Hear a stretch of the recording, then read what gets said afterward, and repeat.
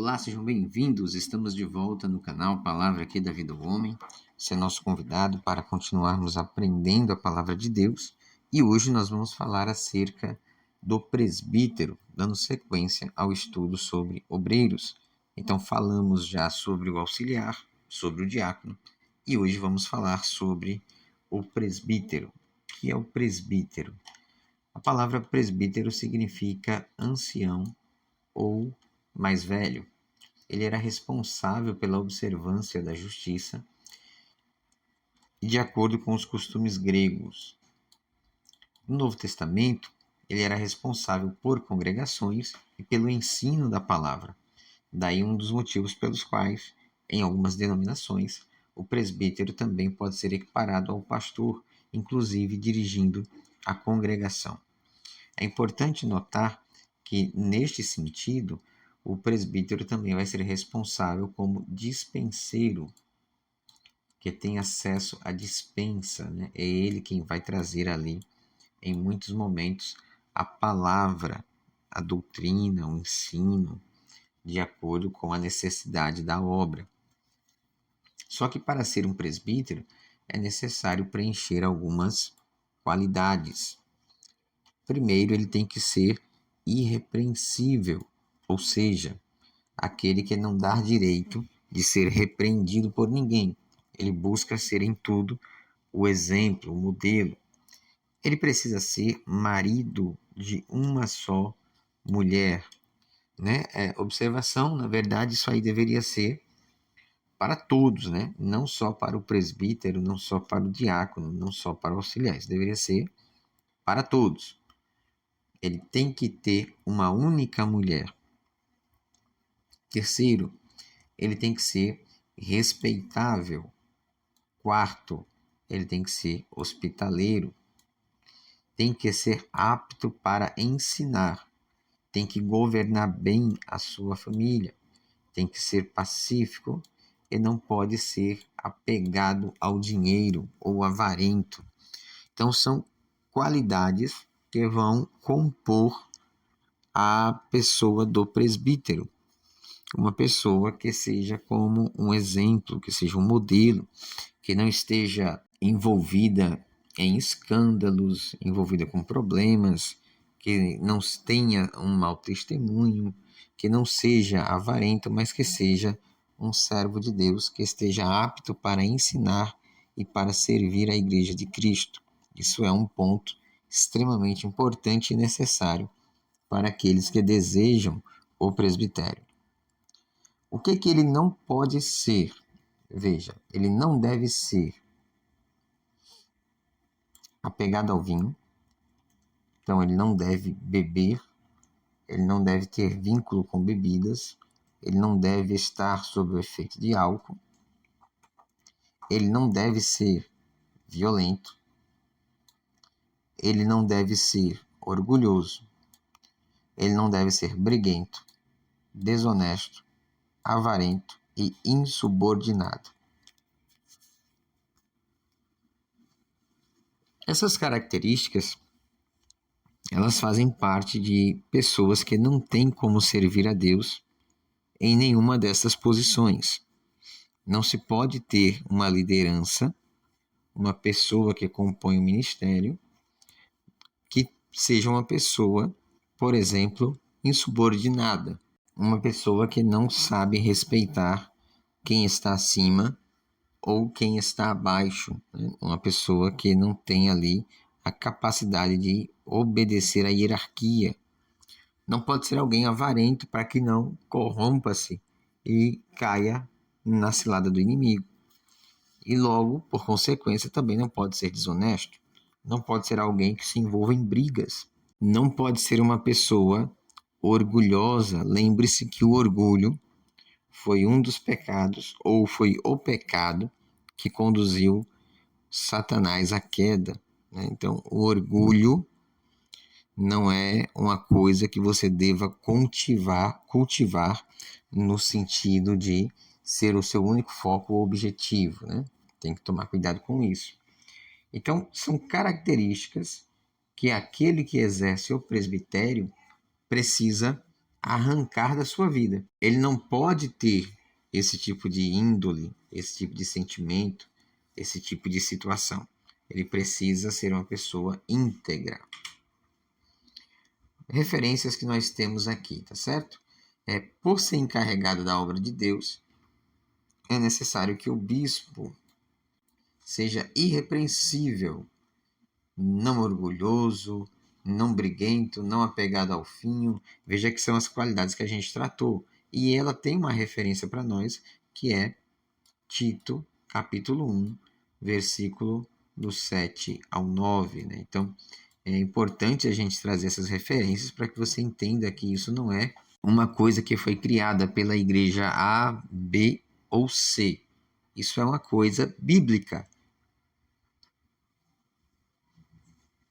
Isso tem fundamento bíblico, tem referência, tem alicerce, né? Tem toda uma estrutura que gira em torno dessa necessidade.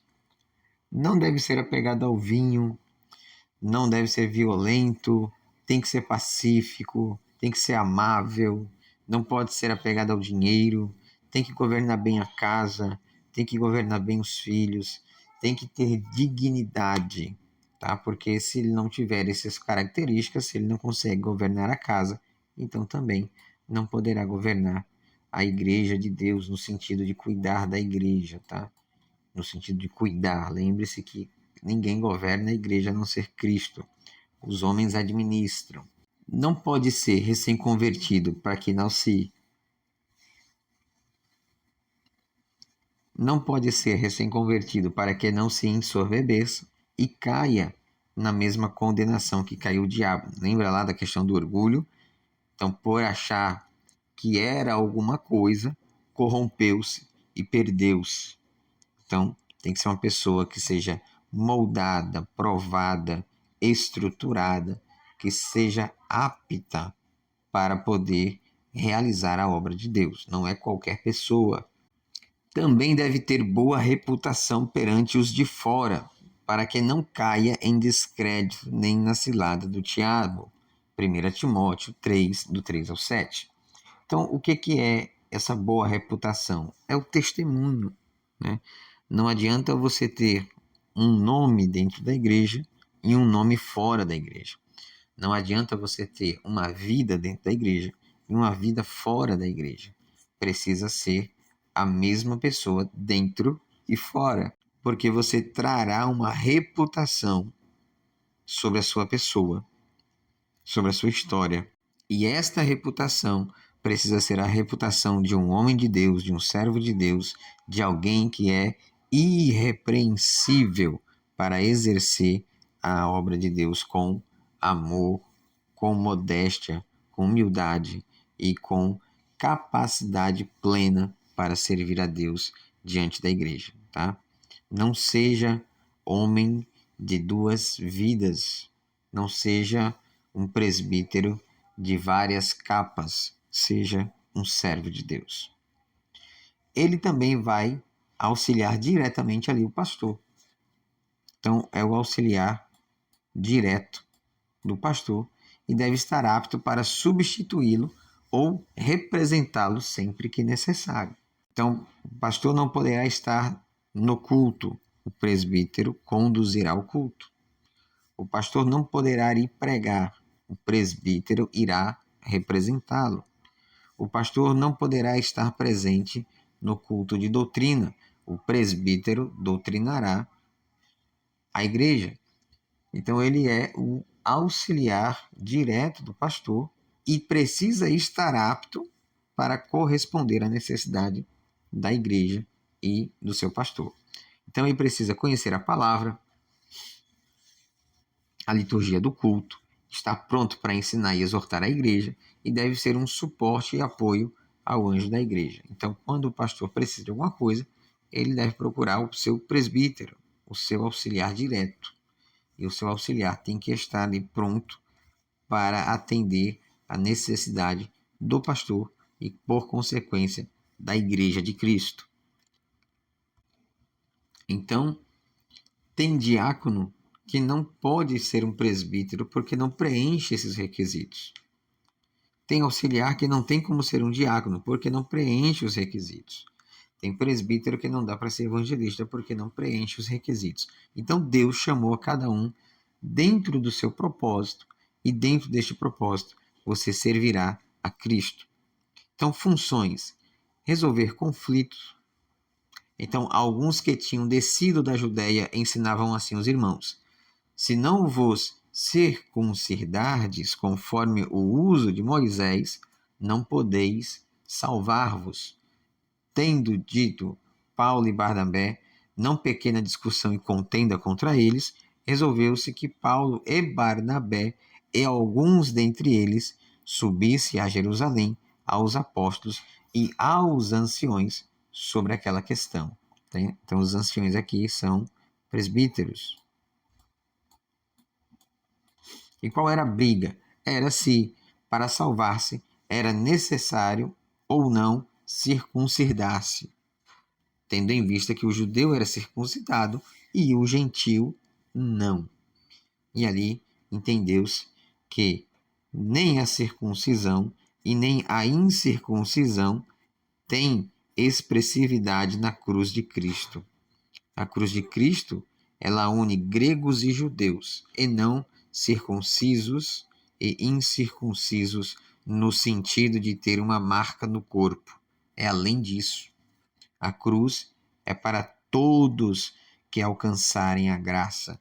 A cruz é para que todos tenham vida, independente de costumes da lei que eram apontados naquela época através dessa distinção. É também função do presbítero orar pelos doentes. Está alguém entre vós doente? Chame os presbíteros da igreja e orem sobre ele, ungindo-o com azeite em nome do Senhor. Tiago 5,14. Veja, há um presbítero na sua igreja. Então, quando há os doentes, procura-se o presbítero. Não se procura o auxiliar, não se procura o diácono, procura-se os presbíteros. Eles é quem irão fazer a oração e irão ungir o enfermo, e o enfermo será restaurado pelo poder que há no nome de Jesus.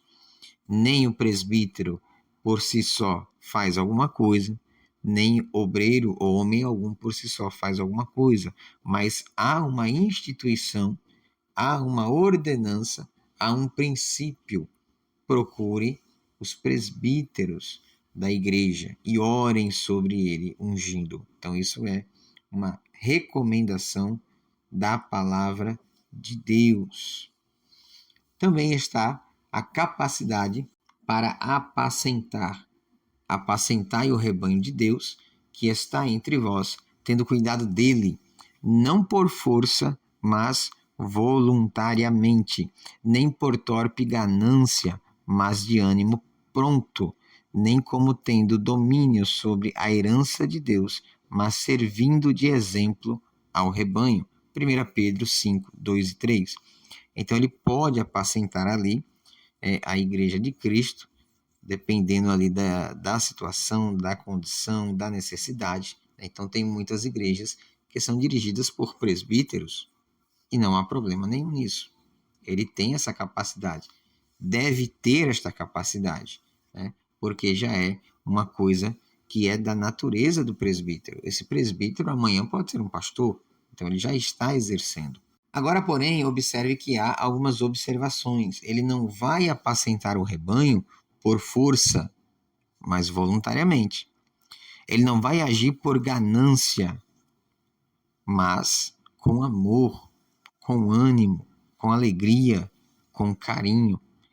E não vai agir como se ele tivesse o domínio sobre a herança de Deus, mas ele vai agir servindo o rebanho, auxiliando, socorrendo, instruindo, preparando, moldando, ajudando o rebanho a chegar-se a Cristo.